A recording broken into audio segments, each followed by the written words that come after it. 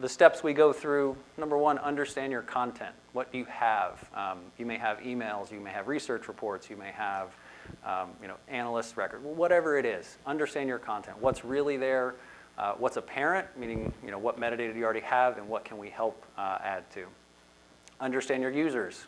Who are they? What are they interested in? What are their preferences? How are they different? What cohorts do they have? Build models to both for your content and your users, test, and then repeat.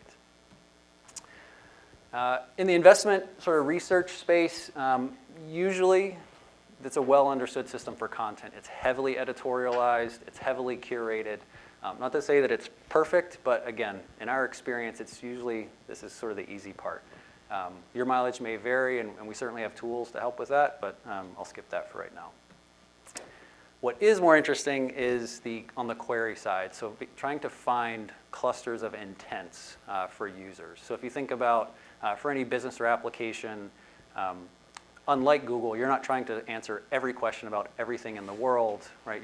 If you're selling widgets, there are questions about support, about pricing, about whatever. If you're a research, in this case, you're trying to deliver information, usually people are asking about analysts or industries or companies or something like that. Understand, again, the types of questions your users are going to ask and try to drive those intents.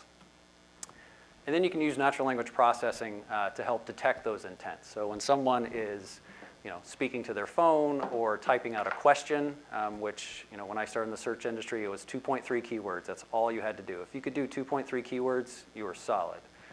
Now we're all, again, being trained to type a question, like what's the EPS ratio for Microsoft? And I don't want a document, I want an answer. I want a number, right? What's the current price of something like that.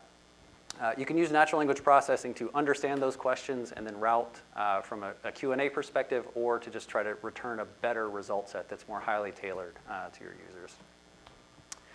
And then we have to build models, and this is where the machine learning aspects come in. Build models for each of those intents.